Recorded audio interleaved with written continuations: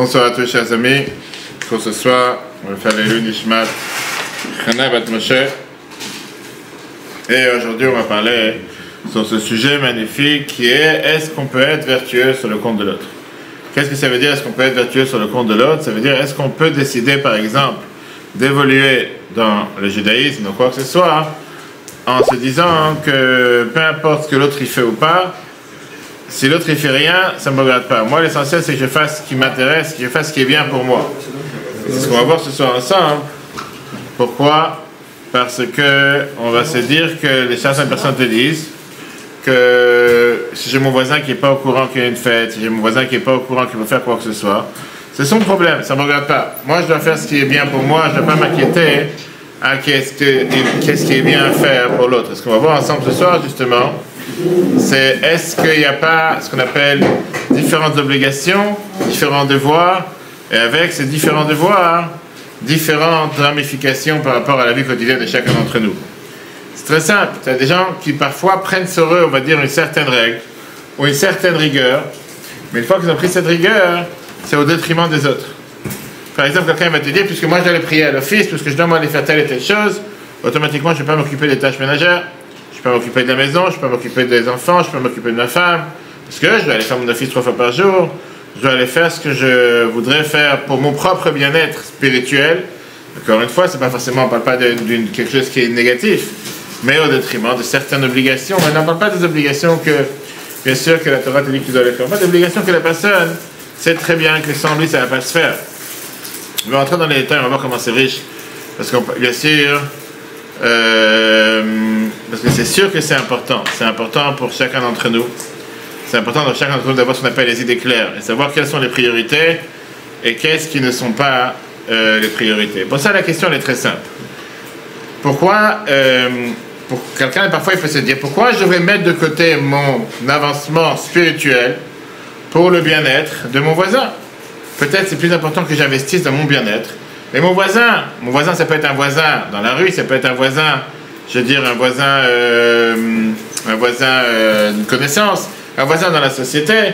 Peut-être que pour lui, c'est pas grave s'il n'y a pas à faire certaines choses. Et ça, c'est la question de quoi on va parler ce soir.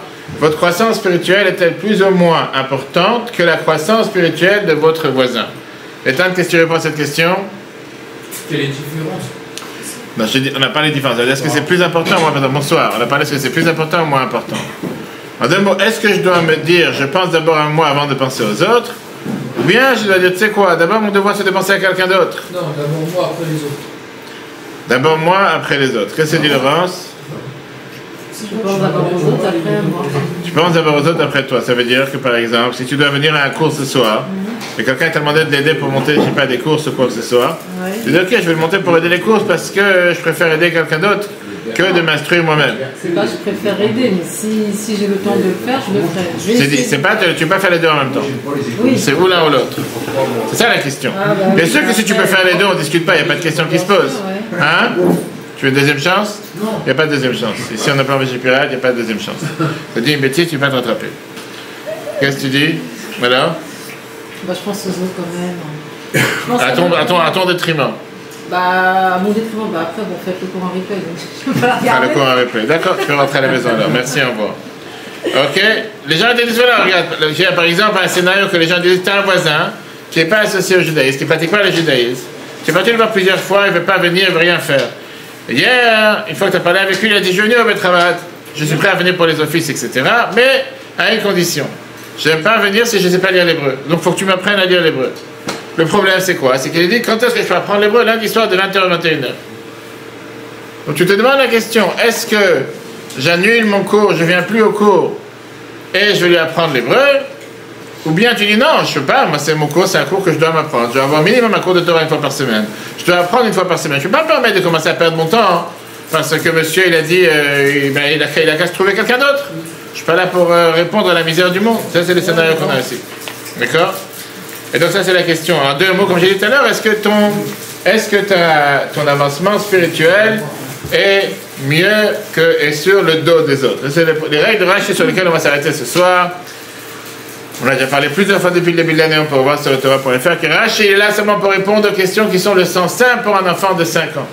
Quand il y a une difficulté dans le texte qui dérange un élève de 5 ans, Rashi s'en occupe, ça on a déjà parlé. Deuxièmement, si Rashi n'aborde pas ce sujet, ça veut dire, ça signifie que l'un des deux choses suivantes, ou bien c'est pas une question, ou bien la réponse est si évidente d'après les commentaires précédents de Rashi, qu'il n'a pas besoin de venir et de s'arrêter sur ce sujet. Alors on va voir ce soir le mariage étrange, un des mariages les plus étranges, qui est d'ailleurs le premier mariage que la Torah nous parle en long et en large.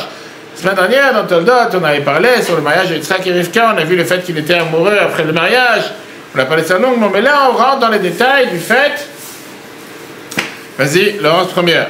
La Torah nous dit que Yaakov il est parti à Haran, il est parti à la maison de son oncle Lavan, et là-bas on apprend une chose, que Lavan il avait, vas-y. Et Laban eut 2 filles, l'aînée était Léa et la plus jeune était Rachel. Ok, très bien. Donc depuis le départ on voit, la Torah nous raconte que Yaakov, il est parti et il est tombé amoureux de qui? De Rachel. La Torah nous raconte dans le détail. Et il a demandé à Lavan qui voudrait se marier avec Rachel. Mais pour pas être, puisqu'il n'avait pas d'argent, quoi donner à sa femme pour le mariage, il a décidé de travailler pendant 7 ans pour pouvoir s'occuper du mariage. Arrive le soir du mariage, les cartes d'invitation ont déjà été imprimées, on a envoyé à tout le monde arrive pour le mariage. Et là, Lavan, il a quoi? Il a rusé. Qu'est-ce que c'est qu'il a rusé? Il a échangé Léa à la place de Rachel, et au final, sous la choupa, le rabbin il arrive, il voit, il pense que c'est sa vraie femme. La Torah nous raconte, et c'était le soir, vas-y continue, parce que tu as commencé. C'était le soir, Laban prit sa fille Léa et la lui amena, et il l'a épousée. Très bien, donc ça veut dire que il lui amena à qui? À Yaakov, et après, il a épousé, qui c'est qui a épousé? Il a épousé Léa. C'est-à-dire qu'il a épousé la femme qu'il ne voulait pas. Ça, c'est la recette pour avoir tous les ennuis dans le couple. Et après, qu'est-ce qui se passe? Et il a aussi épousé Rachel, et il aimait Rachel plus que Léa. On nous raconte d'abord avant ça que le matin, il s'est rendu compte et il s'est dit pourquoi Lavan il m'a changé ma femme, pourquoi il m'a pas donné la fille que je voulais avec qui me marier. Et Lavan, il lui a répondu que ça ne peut pas se marcher, un tel mariage ne peut pas marcher. Je ne peux pas te donner Léa à la place de te donner, je peux pas te donner Rachel avant de te donner Léa. Et qu'est-ce qu'il a dû faire? Il a dû se marier aussi avec Rachel. Et la Torah nous rajoute un autre détail. On peut s'arrêter sur tous ces mots pendant des heures et des heures, mais ce n'est pas le sujet de ce soir, parce qu'on va arriver sur un autre sujet majeur. Qu'il aimait Rachel plus que Léa. Tu te rends compte que tu vis avec 2 femmes, une que tu aimes, une que tu n'aimes pas, une que tu as voulu, une que tu n'as pas voulu, et il vit avec les 2. Ok. Maintenant, a priori, ce qu'on en tient maintenant, c'est quoi? C'est que Lavan était le rusé, c'est lui qui ne s'est pas comporté comme il fallait, et que Yaakov, malheureusement, il s'est fait avoir. Et moi, je dis qu'on va voir ce soir que c'est l'inverse. Lui, Lavan était quelqu'un de rusé, mais on va voir comme quoi Yaakov aussi, il n'a pas agi comme il fallait. Qu'est-ce que ça veut dire qu'il n'a pas agi comme il fallait? Parce que comment Yaakov, il a pu être d'accord de se marier avec Léa, avec Rachel, alors qu'il était déjà marié avec Léa? Et la question qui se pose, on sait très bien que la Torah t'interdit de te marier avec 2 sœurs. C'est pas à cette époque. On va y arriver, monsieur. On va y arriver. On va tout de suite voir, on va y arriver comme quoi. Avant, on a le droit, maintenant, on n'a pas le droit. On va voir aujourd'hui comment on dit que les patriarches, ils ont fait toute la Torah avant qu'on la reçoive. Alors d'abord, on sait où est la source, où est le texte. On a le texte dans la Torah qui te dit, c'est dans Lévitique, chapitre 18, verset 18, Etan, pas Etan de Dan. Ne prenez pas une femme en mariage avec sa sœur comme rivale pour découvrir la nudité de l'une sur l'autre de son union.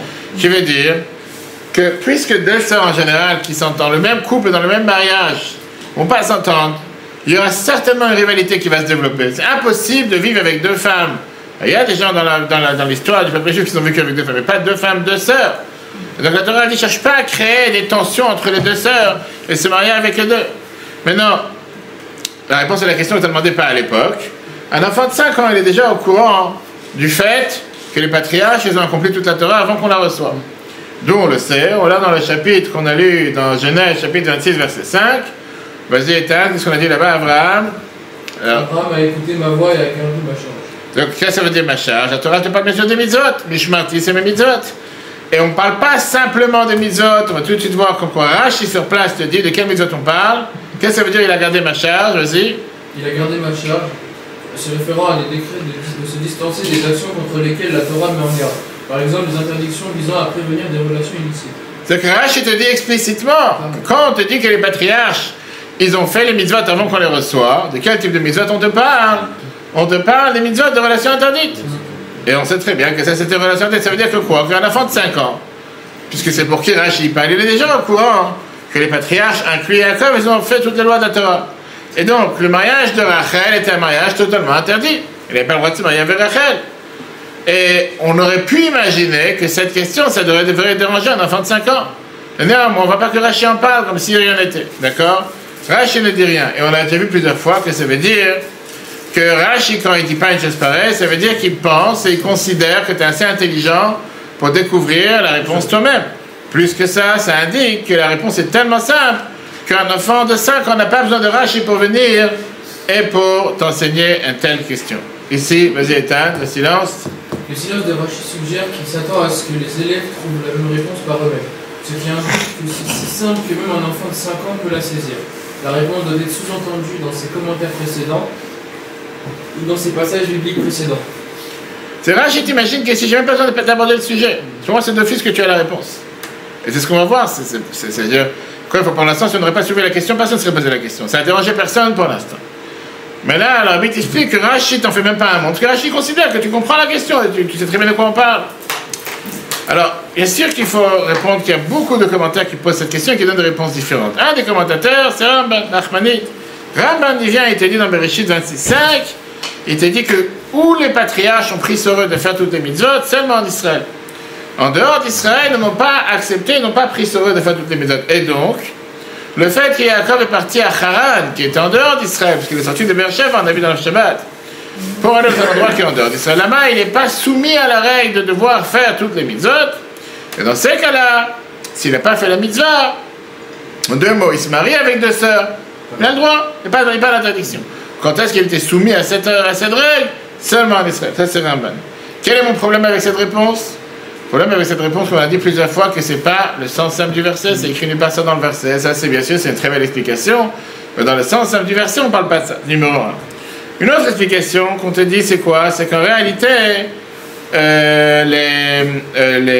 Rachel et Léa n'étaient pas 2 sœurs maternelles, mais 2 sœurs paternelles.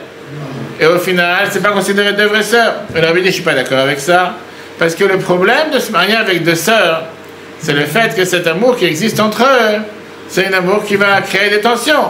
Paternel ou maternel, tu vas pas me dire, ah si c'est que maternel, là ils s'aiment. Si c'est maternel, ils se battent tous les jours. Troisième réponse que le Gourara te donne, qui te dit en réalité, c'est comme des convertis qui se sont convertis, que la halakha te dit qu'un converti qui se convertit, c'est comme un enfant qui vient naître. Et donc, ils sont plus considérés 2 sœurs.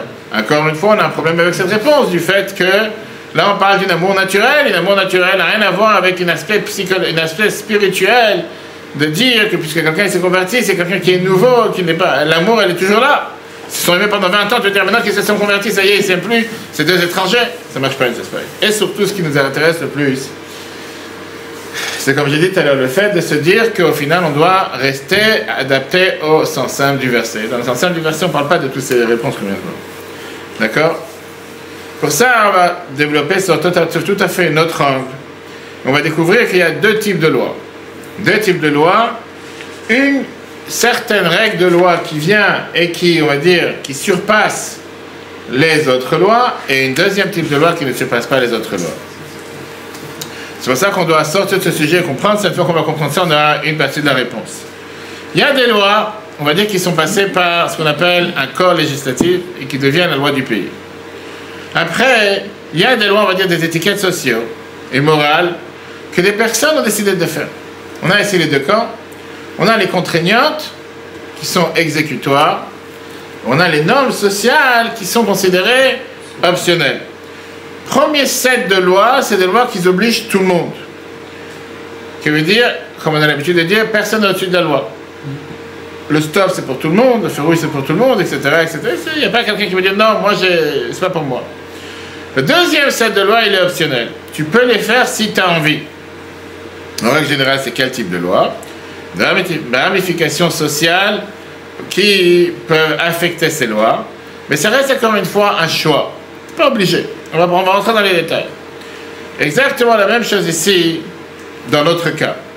Sauf que ici, on parle de lois qui étaient acceptées et qui étaient pratiquées par toute la société, et des lois que les patriarches ont pris sur eux.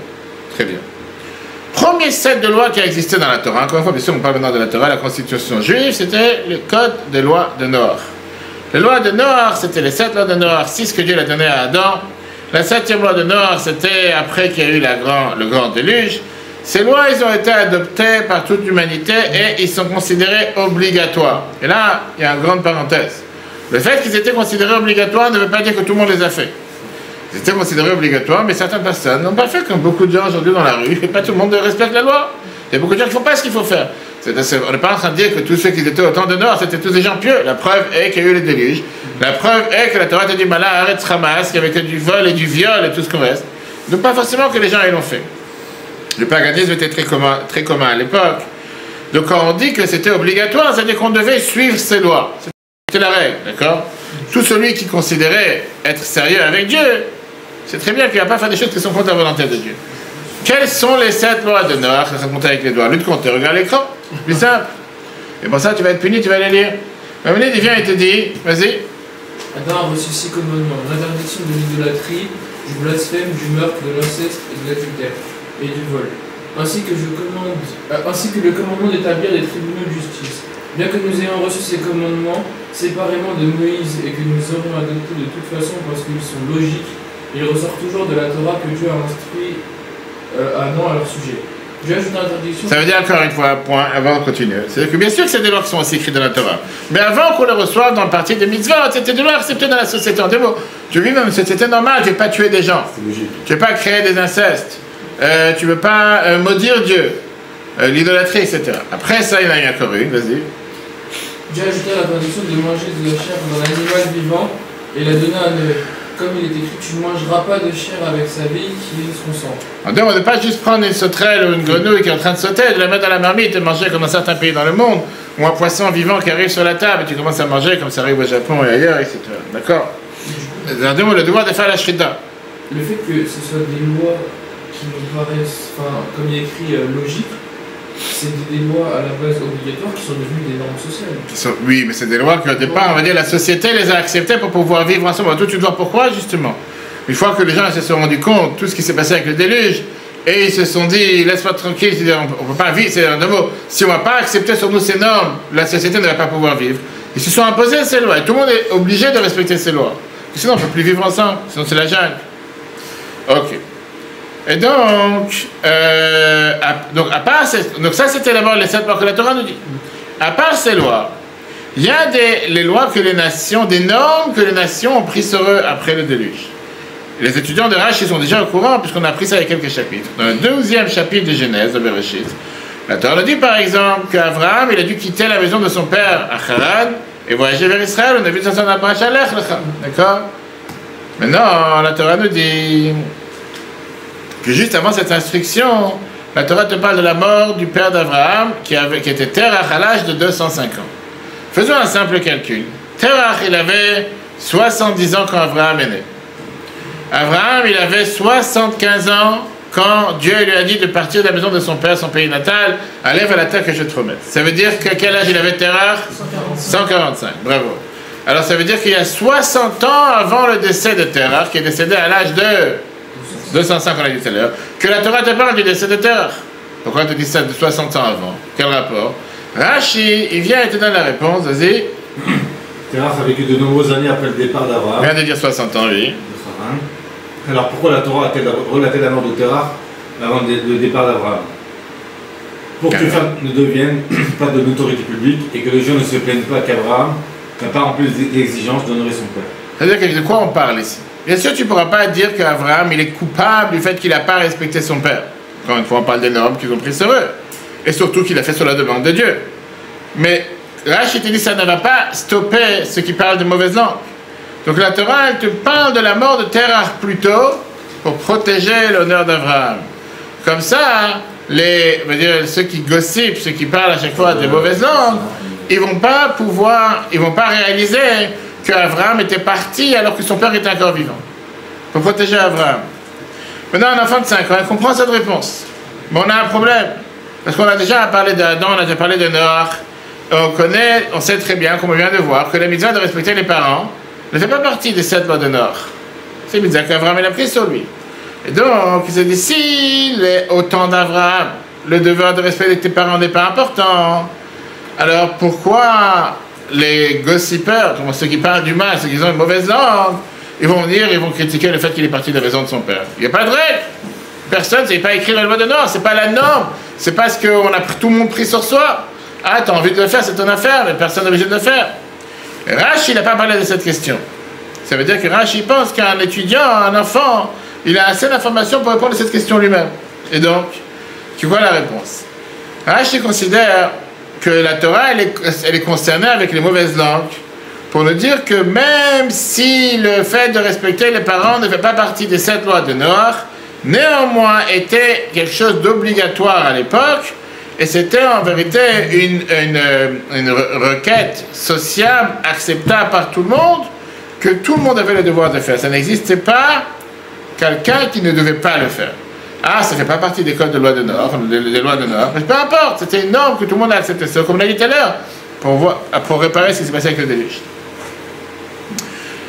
La Bible, ça tape sur le cerveau d'un enfant de manière tout à fait logique. Un enfant de 5 ans, il comprend très bien que même si la Torah ne te dit pas qu'il faut respecter tes parents, c'est pas pour autant que tu ne vas pas le faire. Il n'y a pas besoin d'avoir un devoir d'aller respecter tes parents, là-dessus, l'enfant sait. Ok. Maintenant, ça donne ici une fondation importante. La fondation importante que ça donne, pour beaucoup d'autres épisodes qu'on va voir, c'est qu'à part les lois de Noach, il y avait beaucoup d'autres lois qui étaient considérées obligatoires pour l'humanité tout entière, qui font pas partie de cette loi de Noach. Deuxième loi importante qui existait à l'époque, ce concept arrive dans le chapitre 44, on va tout de suite voir, où les étudiants, ils vont apprendre avec le prince de Canaan, qui était appelé Shrem, et qu'est-ce qu'on a vu? Qu'il est parti et il a violé la fille de Yaakov qui s'appelait Dina. On a appris qu'est-ce qui s'est passé à l'époque, que les frères de Dina, qui étaient qui? Shimon et Lévi, quand ils ont entendu une chose pareille, ils étaient très énervés. Pourquoi ils étaient énervés? Qu'est-ce que la Torah nous dit? Parce qu'ils ont dit que c'est pas quelque chose qu'on a l'habitude de faire dans notre endroit. En deux mots, c'est pas normal de violer une fille. Maintenant, je te demande une question. À ce moment-là précis, où c'était écrit dans la Torah, il n'y a pas d'ordre. Je veux dire où c'était écrit. Maintenant, Rashi te dit, qu'est-ce que ça veut dire? C'est pas la norme de faire une telle chose. Parmi qui? Parmi les enfants de Yaakov. On ne peut pas attendre que Shrem, qui ne fait pas partie des enfants de Yaakov, c'est qu'on parle de cette manière. Pour lui, il voit une fille, il trouve qu'elle est belle, il a envie de la violer, il la viole. Et donc, il n'est pas obligé de respecter les lois de ce que la famille de Yaakov a pris sur eux. Rashi vient te dire non, c'est pas que la famille de Yaakov. Regardons le Rashi. Vas-y, Jean-Claude, Rashi 6, texte numéro 6. Le viol a été proscrit parce que les nations ont adopté des lois contre toutes les relations illicites à la suite du déluge. Exactement. Il y avait les lois de Noach. Les lois de Noach, eux, avaient interdit les relations avec quelqu'un, avec sa mère, avec la femme de son père, avec une sœur maternelle, avec une femme mariée, avec un homme et avec un animal. Mais après, il y avait d'autres relations illicites que la Torah, elle n'a pas listées, qui font partie du groupe de ce qu'on appelle les lois de Noach, mais ils étaient interdits par un consensus international. Je n'ai pas besoin de te dire que ces personnes sont interdites, mais une fille qui n'est pas partie de cette catégorie, tu as le droit de faire avec elle ce que tu as envie. C'est tout à fait normal. Et donc, on n'a pas besoin d'entrer dans ces détails-là. C'était accepté par tout le monde, par la norme de tout le monde. Parce que la promiscuité, c'était quelque chose qui existait, qui était commun, justement, avant la période du déluge. Même le viol, c'était pas quelque chose qui n'était pas connu. C'est quelque chose qui était plus ou moins la norme. Et particulièrement par ceux qui étaient considérés ceux qui dirigent contre ceux qui sont beaucoup plus faibles. Malheureusement, on voit ça encore dans beaucoup de pays aujourd'hui. Que Dieu nous en préserve, dont certains sont tombés cette semaine. Quand tu vois, juste une parenthèse, quand tu vois les hangars de voitures de luxe qu'une personne a, que sa population n'a pas comment vivre. Et que cette personne, c'est juste hallucinant. Et je dis, et c'est enregistré, que ces gens-là font partie, siègent au Conseil de sécurité des Nations Unies. C'est l'établissement. La Syrie fait partie de ceux qui siègent sur le Conseil de sécurité des Nations Unies, bien sûr. D'accord? Pas de Bachar al-Assad, qui maintenant il a été accepté par son ami Poutine. C'est juste incroyable. Et le pire, c'est quoi? C'est qu'à aucun moment, tu entends les Nations Unies venir et critiquer un tel pays. Les droits de l'homme, tout ce qu'il faut critiquer, c'est quand Israël va tuer un malheureux, soi-disant innocent, qui est parti violer des gens dans les kibbutzim. Ça, c'est que le monde entier va brûler. Mais quand tu as ici quelqu'un qui a tué plus de 600 000 ou 800 000, peu importe les chiffres, de son propre peuple, et tout ce qui a fait souffrir la... Quand on te dit qu'aujourd'hui, ils essaient de casser des murs en béton, ou qu'ils essaient de casser des souterrains, parce qu'on ne sait pas où se sont cachés les prisonniers dans la prison la plus, la plus inceste, ou des choses les plus terribles, les plus odieuses. Des enfants qui sont mis en prison, à savoir des histoires. Et le monde dit rien. Le monde dit absolument rien, c'est tout à fait normal. La seule chose qu'on te dit, c'est pas bien, c'est pas juste.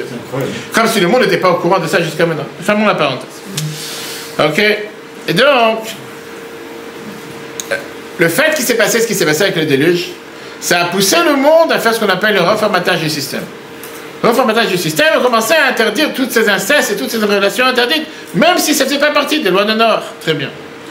On n'a jamais entendu parler d'une conférence internationale, comme on en fait tous les lundis, jeudis en France, parce qu'on s'ennuie à faire autre chose, pour prendre des règles, pour interdire toute loi de relations interdites. Mais peut-être qu'il y a eu une telle conférence qui s'est passée, mais c'était, on va dire, ce devoir de respecter les parents et de ne pas avoir de relations illicites, de relations interdites, c'était quelque chose qui était adopté, accepté par tout le monde. Alors, si on repart avec ce qu'on a dit tout à l'heure, les deux types de lois qui existent, il y a les lois de Noach qui font partie de ce qu'on appelle du code de loi obligatoire. Ça, c'est accepté de tout le monde. Et ça, c'est ce qui oblige n'importe quelle, on va dire, n'importe quelle nation. Après, ça, il y avait une autre catégorie de lois, c'est ce qu'on appelle les lois plus sociales et morales, pour qu'une société normale d'êtres humains puisse les adopter. Mais là, ça a changé de pays en pays, de famille en famille. On va dire c'est similaire à ce qu'on appelle une étiquette sociale aujourd'hui. Ça différencie de chaque place, c'est optionnel et c'est pas obligatoire.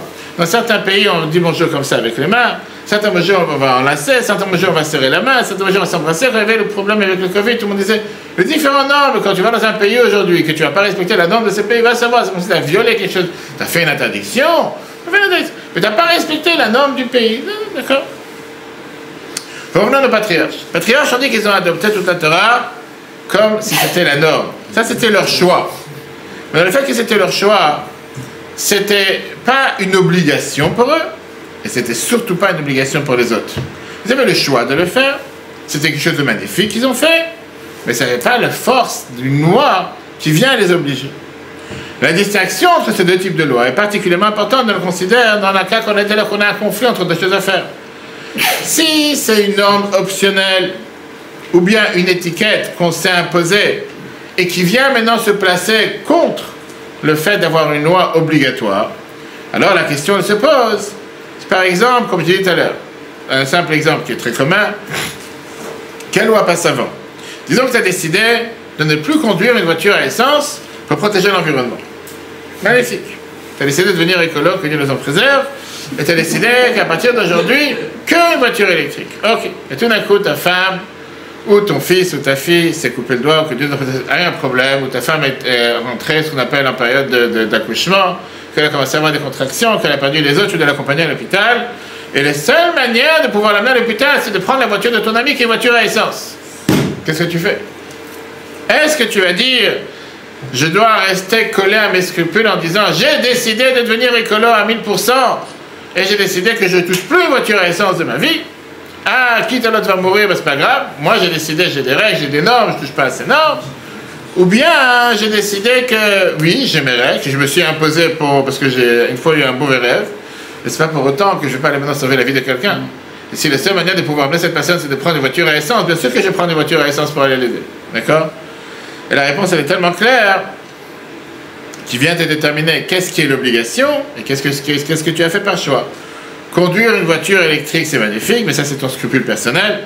Alors que préserver la santé de quelqu'un d'autre, c'est quelque chose qui est surclassé, il n'y a même pas de quoi débattre, si seulement tu es normal et tu n'es pas attendu.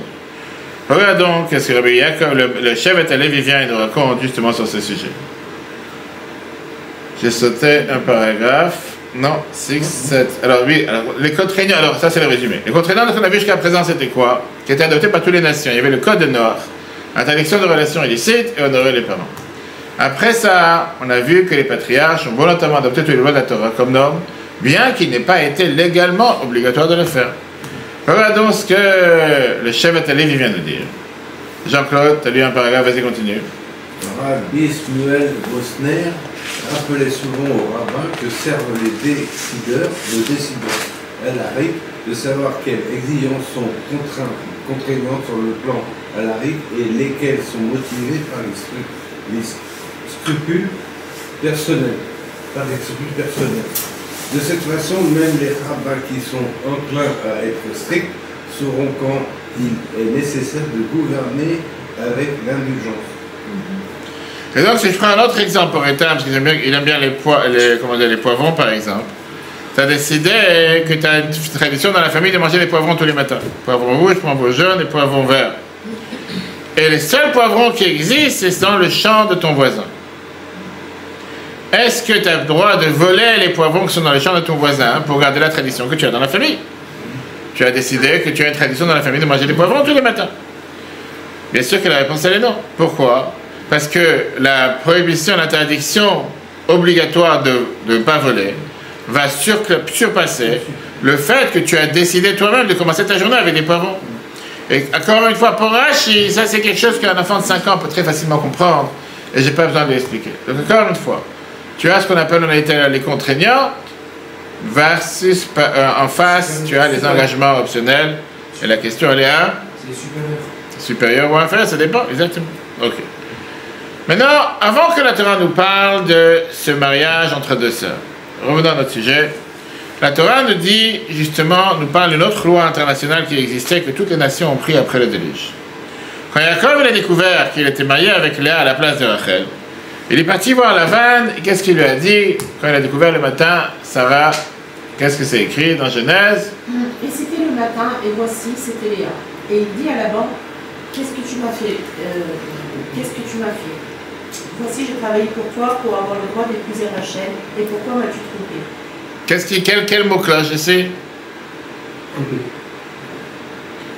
Qu'est-ce qu'il est en train de dire Jacob? C'est-à-dire cette prohibition, le fait de ne pas tromper quelqu'un, ne fait pas partie du code de loi de Noach, du code noachide. Il y a la prohibition de la parole de voler, mais c'est rien à voir avec tromper quelqu'un. Maintenant, pourquoi Jacob il vient avec un argument en disant pourquoi tu m'as trompé? Et pourquoi pas? Où c'est écrit, que je ne peux pas te tromper? D'accord? Maintenant, bien sûr que si tu me dis qu'il y a une règle dans la loi qu'on n'a pas le droit de tromper, alors oui, il a le droit de poser une question pareille. Maintenant, Rashi sait très bien, encore une fois, je dis, un enfant de 5 ans, il sait très bien que être honnête, avoir cette vertu d'être honnête, c'est quelque chose qui est important, mais c'est pas quelque chose qui a été légiféré par la Torah. À l'époque, encore une fois, on parle, d'accord? Et donc, il y a une règle qui a été adoptée par toutes les lois, par toutes les nations, qui était qu'à l'époque, on devait être honnête et ne pas tromper l'un à l'autre. Et donc, automatiquement, Jacob, il s'est vient et te dit, tu m'as trompé, tu n'es pas censé me tromper. Parce que c'est quelque chose que toutes les nations, ils ont adopté à l'époque, encore une fois, après le déluge, pour pouvoir vivre de manière normale, que quand je promets quelque chose, et quand je dis quelque chose, je dois respecter ce que je dis. Alors, regardons ici. Les contraignants, on a dit tout à l'heure, on avait le code de Noach, interdiction de relations illicites, honorer les parents et le fait d'être honnête, avoir l'honnêteté.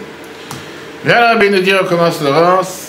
L'une des normes adoptées à cette époque par les nations était de s'abstenir de tromper. C'est ce que l'on peut déduire de la demande de Jacob à Laban. Là, attends, tromper, c'est pas seulement tromper sa femme, d'accord? Tromper, on parle de tromper, ça veut dire de ne pas respecter ta parole. C'est pas juste tromper l'autre en termes de mariage. Vas-y. C'est ce que l'on peut déduire de la demande de Jacob à Laban. Pourquoi m'as-tu trompé? Cette norme a été acceptée dans la mesure où même Laban l'escroc a été obligé de se défendre en arguant que épouser la sœur cadette avant la sœur aînée ne se fait pas à notre place. Encore une fois, s'il n'y a pas cette norme, qu'est-ce que je dois répondre? Pourquoi je t'ai trompé? J'ai envie de te tromper, qui m'a interdit. Sauf que Laban, il doit justifier cette déception en allant vers l'offensive. Il dit à Jacob que c'est toi qui as trompé, c'est toi qui as défait quelque chose de norme qui se passe ici. Parce que la norme ici est de marier d'abord la sœur âgée avant de marier la sœur plus jeune. Maintenant, pourquoi Laban ne s'est pas moqué de la figure de Jacob en lui disant, tu sais quoi, qu'est-ce que tu attends de quelqu'un qui trompe? Je suis quelqu'un qui est un rusé, j'ai envie de te tromper, je te trompe. Il n'a pas répondu de cette manière. Dans la traduction, dans le Bereshit, c'est l'escroc, il disait. Oui, Mitani, un rusé. Rusé, non, ça c'est le mot du verset. La Marie Mitani, pourquoi tu m'as trompé? Pourquoi tu m'as rusé? Il aurait fallu dire avant, mais je ne peux pas marier ma cadette avant l'aînée. Très bien. Mais non, parce que Laban, il savait qu'à l'époque, tromper l'autre, ne pas être honnête, c'était accepté par tout le monde. Globalement. Non, c'était interdit. Tout le monde avait pris sur le fait de ne pas tromper l'autre.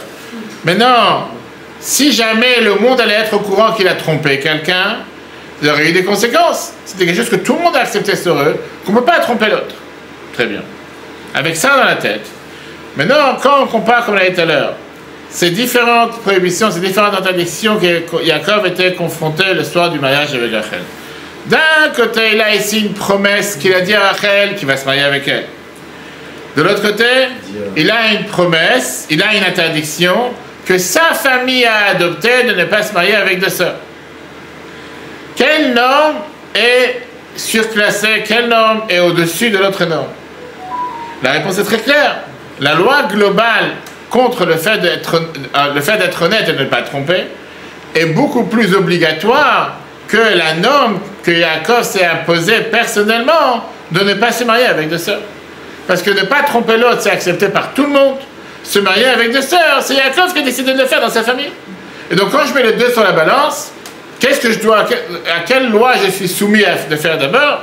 Bien sûr, la loi de ne pas tromper l'autre passe avant le fait de ne pas vouloir se marier avec deux sœurs.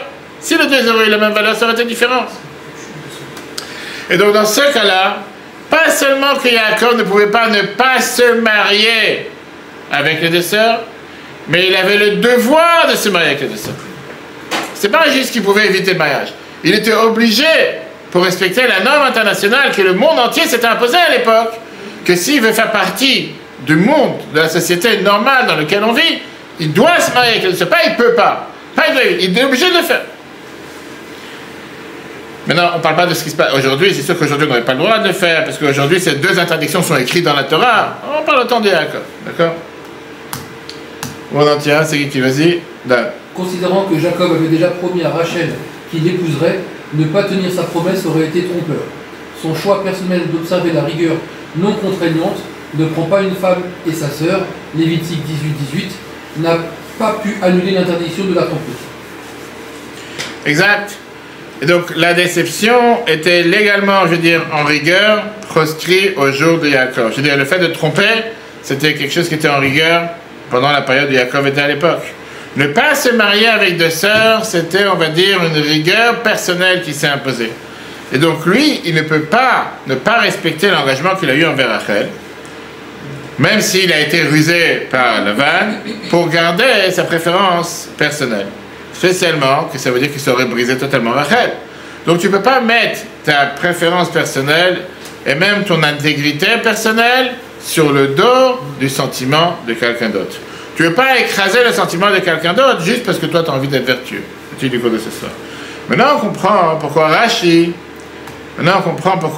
il a dû être silencieux sur cette question de marier deux sœurs.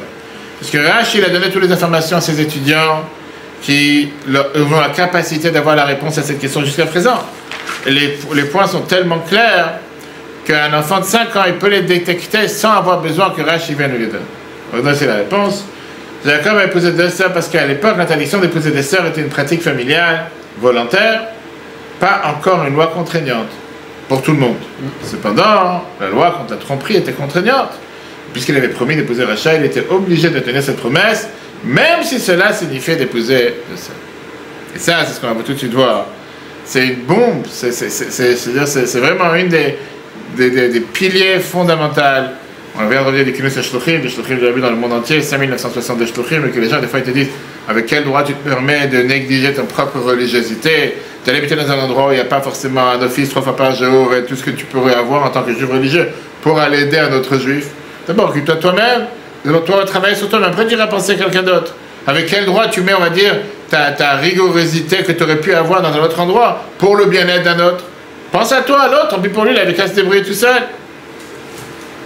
Et là, on va voir justement la règle fondamentale qu'on apprend de ce soir, on va rentrer maintenant dans les détails, c'est que tu ne dois jamais prioriser, ta propre progression sur le dos des obligations envers les autres. Si je sais qu'un juif, il n'a pas une mitzvah, il n'a pas mis de tefillin aujourd'hui, et moi, j'ai décidé de prier aujourd'hui pendant 3 quarts d'heure, 1 heure, mais par ça, je priais pendant 1 heure, l'autre, il ne pourra pas mettre de tefillin, je dois faire ma prière plus courte, plus vite, pour donner la possibilité à quelqu'un d'autre de mettre de tefillin. Oui, il doit quand même faire ma prière avant. On va tout de suite voir. Tu ne veux pas enseigner l'autre si tu n'as pas pris toi-même. 100%. Mais il y a la différence entre ce que je me consacre dans ce que je dois faire moi-même et faire comme si je n'ai pas vu l'autre. Mais se dire, mais non, je préfère faire ma prière peut-être plus rapide, moins intentionnée que j'aurais pu faire si j'aurais été tout seul, mais m'inquiéter à quelqu'un d'autre qui puisse le faire. D'accord? fameuse histoire qu'on a racontée plusieurs fois, qui est tellement à propos par rapport à ce sujet ici, c'est qu'on a vu plusieurs fois que chez Chabad, on a l'habitude que Pessah, on ne trempe pas la matzah dans du liquide. Pourquoi? De peur qu'il y ait de la farine qui reste sur la matzah, dans l'eau, et que la farine va gonfler. Un jour, on raconte cette histoire qui s'est passée dans le Seder de Rabbi précédent. Il a organisé ce repas. Une personne qui était à la table du Seder, il ne connaissait pas cette coutume Chabad, et il a trempé la matzah dans sa soupe, il était tout content. Ou bien dans le verre de vin, soupe de betterave ou quoi que ce soit. Maintenant, insensé avec cette violation flagrante sur la table du Rabbi précédent, les participants qui étaient présents, ils ont commencé à faire une agitation qui est débordée de tous les bords. Ils ont commencé certainement à l'insulter de tous les noms. Quelle ordure, quelle saleté, comment t'as pas honte, qu'est-ce que tu es en train de faire? Tu sais pas que chez Chabad on fait pas une chose pareille, t'as rendu invalide la matzah, ben c'est vrai, en fait, d'accord.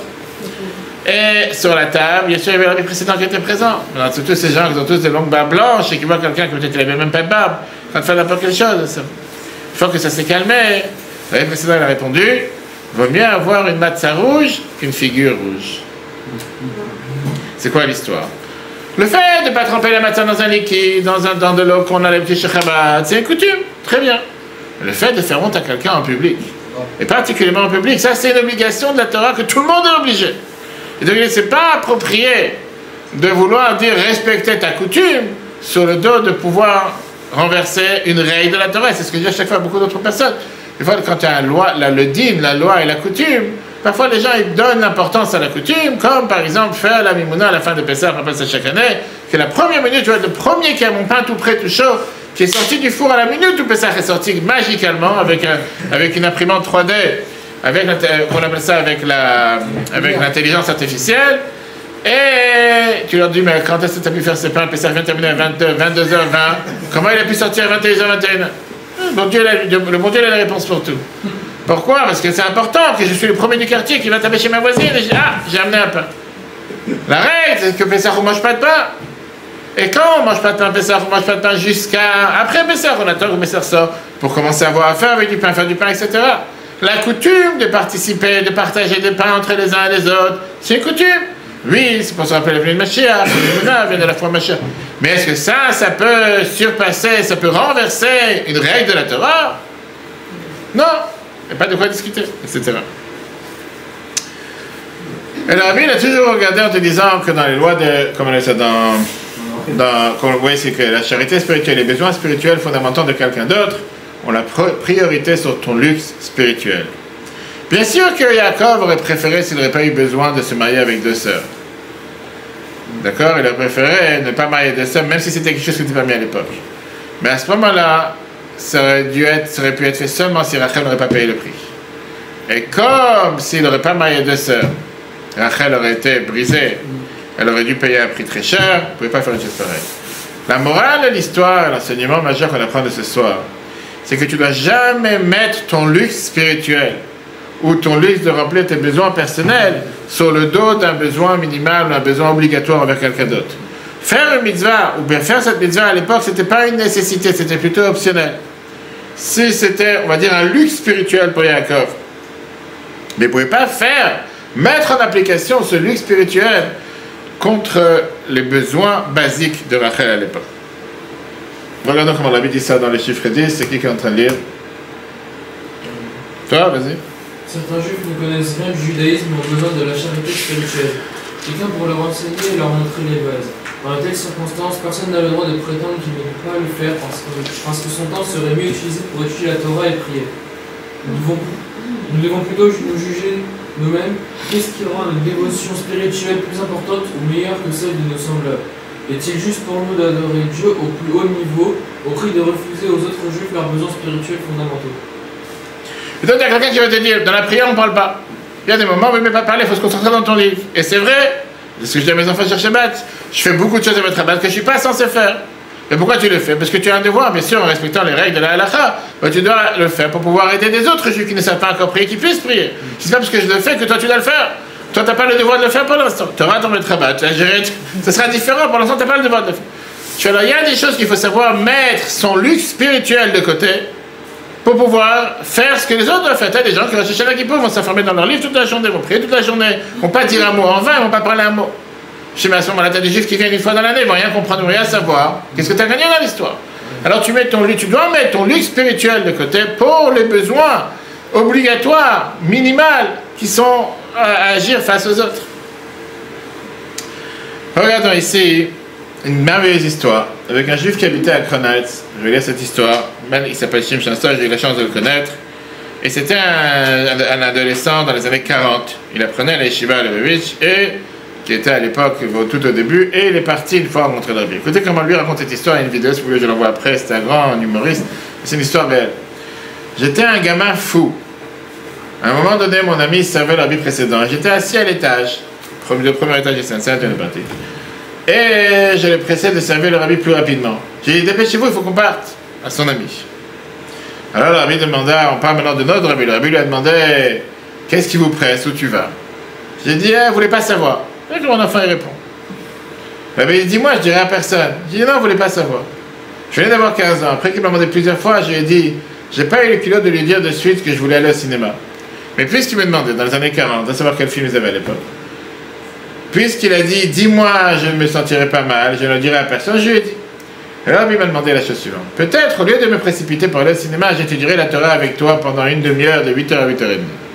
Il fait un deal avec lui, c'est quoi? Au lieu de courir, il n'a pas dit de pas aller. Il a dit, okay, viens, on apprend ensemble. Ça te dérange d'apprendre, viens, on apprend ensemble. Nous sommes allés apprendre avec lui tous les jeudis soirs pendant environ 6 semaines. Avec le rabbi en passant. Je n'étais pas studieux, ça ne m'intéressait pas. Alors nous nous sommes assis, nous avons discuté, il m'a encouragé à être plus observateur dans la Torah et les mitzvot. Il ne voulait pas me réprimander. Au contraire, il a aidé à comprendre qu'il serait préférable pour moi d'être plus observateur. Nous avons étudié le code de loi juive, le code abrégé, le Kitzur Shulchan Aruch, je m'en souviens. Nous n'avons pas approfondi le sujet, nous apprenions certaines lois, nous n'en discutons pas beaucoup. Il s'est davantage concentré sur mes traits de caractère, il ne m'a pas abaissé mon estime de moi-même, il ne m'a pas poussé vers le bas, il n'a jamais poussé les gens vers le bas, surtout moi, je ne sais pas pourquoi, mais c'était le rabbi. Il n'a jamais poussé les gens vers le bas. Maintenant, on réfléchit. Même si le rabbi n'était pas encore rabbi, tout le monde savait qu'il était rabbi dans les années 40, d'accord? Il y avait certainement des choses beaucoup plus importantes à faire le jeudi soir. C'est très bien que dans la générale, on apprend la chassidut, on prépare des cours, on apprend la Torah le jeudi soir, les chassidim, on a l'habitude de faire ce qu'on appelle l'El Shishi. Jeudi soir, c'est le dernier soir de la semaine, on apprend la Torah, etc. La ville était prête de passer son temps à apprendre avec 2 adolescents qui vont au cinéma. Pas à apprendre la Gemara approfondie ou des choses pareilles, d'accord? Qui avaient besoin de l'attention, qui avaient besoin qu'ils se consacrent. Ça veut dire qu'il a mis de côté son luxe spirituel, le fait d'avancer spirituellement. Mais on peut imaginer combien le rabbi aurait pu apprendre lui-même en cette demi-heure. Combien le rabbi aurait pu faire des choses qui sont 1000 fois plus importantes que d'apprendre avec des jeunes. Seulement pour aller apprendre la Torah avec des jeunes à ce moment-là. Si le rabbi était capable de le faire, combien nous sommes capables, nous avons le devoir de le faire. Alors là, il y a le grand débat. Et le débat, qui est comment je sais, est-ce que c'est vraiment ce que je dois faire et quel choix je dois faire. Ça revient à la question que tu as posée tout à l'heure. Parce que ça a l'air d'être tellement simple. En réalité, parfois, c'est très compliqué. Parfois, c'est difficile de savoir est-ce que c'est la bonne chose à faire. Est-ce que je dois acheter la voiture luxueuse à mes enfants, mais ne pas aider mon voisin qui n'a pas comment manger ou quoi que ce soit? On aide une organisation qui a besoin de savoir comment manger. Est-ce que je dois me priver d'approfondir dans mon étude de la Torah pour leur enseigner à mon voisin le fait d'avoir du basique, judaïsme basique, d'accord? Et pourquoi ça serait ma responsabilité? Ils ont qu'à demander à quelqu'un d'autre. Donc, à taper sur Internet, appeler le Ravama, appeler le Maître Rabbin 217. Il va s'occuper d'eux, pourquoi c'est à moi de le faire? Ou bien demander à des gens qui ont plus de temps ou plus d'argent, etc. Et la réalité, elle est qu'au fond de nous, nous savons toujours ce qu'il faut faire. Souvent, la meilleure personne à consulter pour obtenir des conseils, comme on va tout de suite voir, c'est nous-mêmes. Qui veut dire, à l'intérieur de notre pensée, on peut toujours tout justifier. Mais on a toujours une voix qui nous dit clairement que nos justifications, ce sont des excuses. Qui veut dire, en d'autres mots, on peut avoir les meilleures excuses, mais en réalité, ce sont que des excuses. Parce que la réalité, elle est que quand tu veux faire quelque chose qui n'est pas forcément ce que tu devrais faire, tu n'as pas d'excuse. Tu as envie de le faire, tu vas le faire, tu n'as aucun empêchement de le faire. Mais dès que tu es convaincu qu'il faut faire quelque chose qui est important à faire, tu vas trouver 1000 et une excuses pourquoi il ne faut pas le faire. Pourquoi ce n'est pas le moment de le faire? Comme la Torah l'a dit, le Yetzirah, il est tellement fort, le mauvais penchant, qu'il ne te dit pas de ne pas le faire. Il te dit fais-le plus tard. Il fait dans 1 heure. Pourquoi tu dois mettre ta maintenant à la première heure? Qu'est-ce qu'il y a? Après, tu as un rendez-vous, c'est important. Plus tard, dans 1 demi-heure. Pourquoi lundi soir, je dois venir au cours? Il y a autre chose à faire. J'écouterai le replay sur la voiture. C'est pas la même chose. Peu importe. Pourquoi je dois venir à l'office à 10h30? De toute façon, je vais être. Et qu'est-ce qu'il y a si je vais dormir jusqu'à 11h30? Je serai là. Si je suis obligé. Et pourquoi pendant le cours, je dois me concentrer et pas regarder mon portable? Je suis déjà à un cours, je peux avoir un portable pendant 1 demi-heure. Je vais répondre à quelques messages. Et des fois, c'est pareil pendant la prière. Et 1000 et une choses. Il ne va jamais venir quand tu es en train de manger. quand tu es en train de regarder un film, ou quand tu es en train de faire des choses qui ne sont pas importantes. Là, tu vas pas être déconcentré. Et c'est juste au moment où tu es en train de faire quelque chose que tu dois faire, et qui sait que c'est important, là, il va dire, tu sais quoi, j'ai pas dit qu'il ne faut pas faire. Fais. Pourquoi maintenant? Pourquoi juste maintenant? Pourquoi maintenant tu vas faire un don de zakat? C'est pas le moment. Si Dieu veut, le mois prochain, je vais recevoir une énorme somme d'argent, et là, je vais faire. Quand tu vas la recevoir, on va dire, écoute, attends encore un mois, la somme va être double. Là, tu vas pouvoir faire. Dans le prochain mois. Et au final, il a gagné, que ça passe un mois, et encore un mois, et encore. Mais tu n'as pas fait. Et c'est comme ça que la Torah nous dit qu'au départ, le mauvais penchant, il est chez toi comme un invité de passage. Après, il est invité habituel. Après, il devient un membre de la famille. Après, il devient le patron de la maison. Après, tu mets dehors. Et quand tu te rappelles comment ça a commencé, tu te dis, j'aurais pas dû écouter depuis le départ. Fameuse histoire qu'on a racontée avec Tzvi Hirschweintraub, très très connu, qui était un grand psychologue à l'époque. Après, c'était un grand rabbin qui faisait des discours. Après, il est venu le vice-président exécutif de Orthodox Union, de OU en Amérique, en 1971, quelques années après qu'il était marié. Il habitait à Maryland. Il était un psychologue, d'accord? Mais il était, comment dire, à une fourchette dans sa vie. Et il avait des dilemmes profonds, il ne savait pas comment choisir, quelle décision prendre, est-ce qu'il est temps de délocaliser, déménager pour sa famille, pour ses enfants, etc. Et il a appelé le rabbi de Lubavitch pour demander un conseil. Le secrétaire a répondu au téléphone, il a demandé qui c'est qui appelle. Alors à 20, il a répondu que c'est un juif de Maryland. Il n'a jamais parlé au rabbi avant. Il n'a jamais dit c'est comment il s'appelle. Il n'a pas voulu dire c'est qui, c'est un juif de Maryland qui appelle. Il a commencé à expliquer pourquoi il appelle, et tout d'un coup il entend la voix du rabbi sur le téléphone. Et il savait que le rabbi est en train de l'entendre. Il a posé toutes ces questions, il a conclu qu'il a un stage où il a une incertitude dans sa vie, et il ne sait pas à qui parler. Regardez la suite, comment lui raconte l'histoire. Qui c'est qui disait? Toi? C'est toi qui as lu, toi qui as donné? Alors vas-y. Et puis j'ai entendu le rabbi dire en arrière-plan, en yiddish, dis-lui qu'il y a un juif qui vit dans le Maryland à qui il peut parler. David Ashtveinreb. Ça c'est en yiddish. David Ashtveinreb. Ce juif il s'appelle Weinreb. Il s'appelle Weinreb. Le secrétaire m'a demandé, avez-vous entendu ce que le rabbi a dit? Maintenant, je n'en croyais pas mes oreilles. Je savais avec certitude que je n'avais pas donné mon nom à la secrétaire, mais le rabbi venait de prononcer mon nom. J'étais surpris et j'avais envie de l'entendre à nouveau. Alors, quand le secrétaire m'a demandé si j'avais entendu, j'ai dit non. Le secrétaire me répétait les paroles du rabbi. Il y a un juif. Il y a un juif dans le Maryland avec qui il devrait parler, il s'appelle Weinreb. Alors j'ai répondu, mais je m'appelle Weinreb. Et puis j'ai entendu le rabbi dire, si c'est le cas, alors il doit savoir que parfois on a besoin de se parler à soi-même. Le secrétaire semblait également stupéfait par ce qui s'est passé. Il s'est juste arrêté et j'ai pu entendre sa respiration. Puis il m'a dit, le rabbi a dit que parfois il est préférable de se parler à soi-même. Tu ne t'appelles pas Weinreb? D'accord. La suite. Oui, je m'appelle Weinreb, mais peut-être que le rabbi signifie un autre Weinreb. Non, le rabbi a dit, parle à Weinreb, et il a expliqué que tu dois te parler à toi-même. Je l'ai beaucoup remercié, et l'appel s'est terminé sur cette page. Depuis 71, il y a eu des moments où j'étais confronté à des questions difficiles dans la vie, et avant de demander conseil à quelqu'un d'autre, j'écoutais ma voix intérieure. Je prenais le temps d'étudier d'abord certains des enseignements du rabbi, comme l'Ikot Sichot, afin de me reconnecter. Puis je suivais le conseil qu'il me donnait, de me parler à moi-même, et j'ai encouragé d'autres personnes à faire de même. Avant de poser cette question à une autre personne, parlez-en d'abord à vous-même et écoutez ce que vous avez à dire à ce sujet. Parfois, vos propres conseils sont les meilleurs. Je veux dire que parfois, la meilleure personne à qui on peut demander, c'est soi-même. Parce que c'est tellement plus facile de se tromper soi-même pour un gain personnel, on va dire. Dans le fin fond de notre cœur, si on est honnête avec nous-mêmes, si on est honnête avec soi-même, on sait quelle est la vérité. C'est vrai que parfois c'est difficile d'être honnête. Et parfois c'est facile de le faire. Et quand on est malhonnête avec soi-même, on sait très bien qu'on n'était pas honnête. On sait très bien qu'on a trouvé une excuse pour ne pas faire, pour ne pas dire, pour ne pas aller, pour ne pas apprendre, etc. Maintenant, peut-être qu'on va l'enterrer pour un certain moment, mais au final, la vérité sort. Et c'est pour ça que la clé à la réponse à cette question, c'est de faire toujours une auto-évaluation. Combien c'est difficile? Il a déjà écrit, comme vous avez ici, dans Sifat Kodesh en 1970. Vas-y, Jean-Claude, à voix haute. Vite. Alors, nous devons nous évaluer honnêtement. Il y a une parole du 4e rabbi de Lubavitch, Rabbi Samuel Shterson. Vous ne pouvez certainement pas induire Dieu en erreur, et à Dieu nous en préserve. Vous ne pouvez pas non plus induire le monde entier en erreur, vous ne pouvez que vous tromper vous-même. Alors est-ce un exploit d'induire un imbécile en erreur?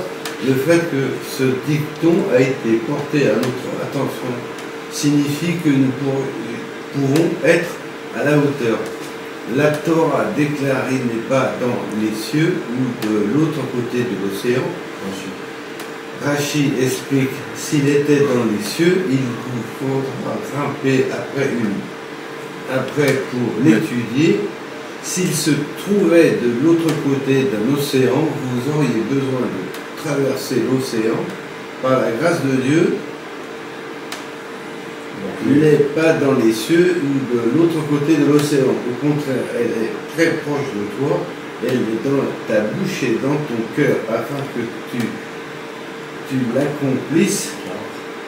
Car l'action est la clé. Et donc, bravo. En 2 mots,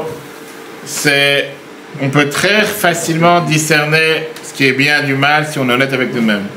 Parfois, on a besoin de demander conseil à quelqu'un d'autre. Et ça aussi, ça marche. À condition qu'on est prêt à prendre, on va dire, leur réponse, à accepter leur réponse, sans une attitude défensive. Être honnête avec soi-même, c'est la clé pour pouvoir réussir. À un moment dans la vie, il faut dire, j'arrête de me tromper. Regarde-toi dans le miroir. Dis la vérité à toi-même. Arrête de trouver à chaque fois des excuses pour dire c'est toujours la faute de l'autre, le problème de l'autre, si j'aurais dû, si j'aurais pu. Une fois, à un moment dans la vie, quelqu'un il arrive à un certain âge. Parfois, malheureusement, des gens font ça à un âge avancé. Et regrettent que pendant tellement d'années, ils ont pensé qu'ils trompaient le monde entier. Alors qu'en réalité, se tromper que soi-même, et comme le Rabbi Rachab disait, il ne faut pas être ainsi imbécile pour penser que tu peux tromper le monde entier alors que tu te trompes que toi-même. Et donc, si un compatriote juif a besoin de notre aide pour son judaïsme fondamental, nous devons consacrer le temps nécessaire, même si nous avions l'intention de l'utiliser pour notre propre développement spirituel, et pas plus à propos d'un tel discours que le Kinus HaShluchim qu'on a eu la semaine dernière. La réunion des Shluchim, et c'est le Rabbi disait, c'est pas seulement pour les Shluchim, c'est pour chaque juif. S'intéresser au bien-être d'un autre juif. Sincèrement, réellement, même si c'est à son détriment. Mais si tu es fatigué, tu n'as pas la force, tu voudrais pas, tu peux faire autre chose à la place. Et qu'il n'a pas envie de t'entendre.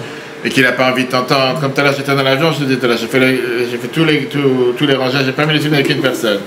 Peu importe, il y a des gens qui voulaient, des gens qui ne voulaient pas, des gens qui n'ont jamais mis, des gens qui étaient contents, j'ai pas peur. La réponse, elle est clairement, bien sûr, c'est difficile de te dire pourquoi aller le faire. Il a qu'à se débrouiller, il avait qu'à mettre cette filine avant, pourquoi je va savoir, des fois, il manque seulement que tu mettes le réveil, tu réveilles un juif et un juif personnellement se réveille. Chers amis, regardons les points clés. D'abord, il est bon d'adopter des rigueurs et des engagements personnels pour notre avancement spirituel. Bien sûr, c'est bien de prendre sur soi des rigueurs et d'avancer. Mais jamais au dépend de nos obligations permanentes. Il est bon de nous pousser à être aussi pieux, juste et érudit que possible, mais pas au dépend des autres. Si quelqu'un a besoin que nous lui enseignions le judaïsme, de base, nous devons l'accepter, même si nous avions espéré utiliser ce temps pour notre avancement spirituel personnel. Parfois, nous manquons de clarté sur le bon choix à faire. Cependant, au plus profond de notre cœur, nous connaissons toujours la vérité. Pour trouver cette vérité, nous devons consulter notre voix intérieure et évaluer honnêtement nos motivations. Au cours de la semaine prochaine, si Dieu veut, ça sera sur comment élargir ses horizons. Qu'est-ce que le voyage? Non, ça c'est pas ça. Continuez à grimper. La trajectoire et tout ce qui compte. Ça sera si Dieu veut la semaine prochaine. Le cours en replay sur etora.fr. Dieu fasse qu'on puisse mettre ça en application dans la vie de tous les jours. Très bonne soirée à tous et à la semaine prochaine. etora.fr, la Torah en live. Ce cours est proposé par etora.fr. Pour nous aider à continuer à diffuser les cours de Torah, vous pouvez faire même une petite contribution sur notre site www.etora.fr dans l'onglet « Faire un don ». Retrouvez-nous aussi sur les réseaux sociaux.